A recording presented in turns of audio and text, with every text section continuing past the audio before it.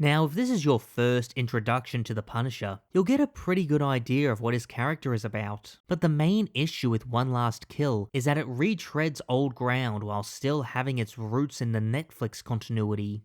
The main point of this special is to see what happens when the Punisher has gotten his revenge and has hung up the skull. But the original Punisher series already covered that topic. Twice.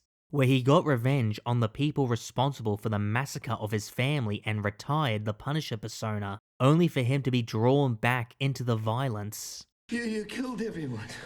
The bikers, the cartels, the kitchen Irish, they're all gone.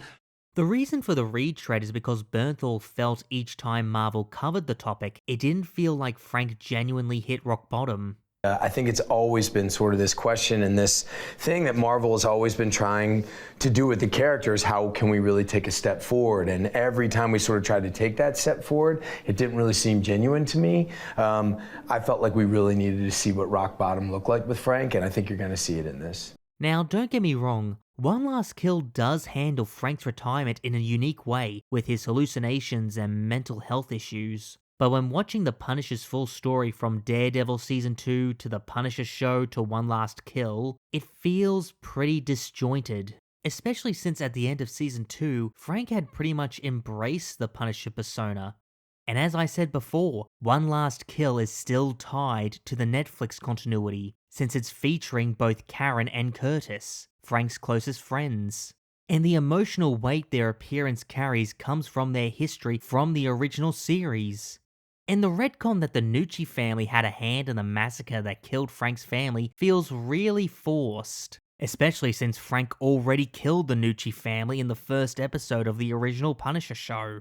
It's the same issue with Born Again, where the property wants the spectator's investment from the previous installment, but ignores that installment's continuity which brought the investment. Aside from the continuity inconsistencies, this retread makes me worried if this story is the only one Marvel feels confident telling about the Punisher.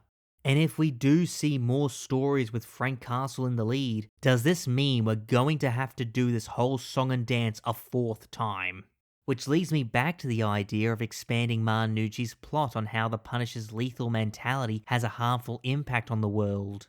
Where instead of seeing a Punisher without purpose again, the special could have explored the idea of the Punisher creating a new monster by killing her family. Not only would it take Frank to a new place, but it would also hit him where he lives, since the Punisher was created from the death of his family. Hell, the special could have even used the original series for reference as icing on the cake, since the whole event wasn't that memorable for Frank.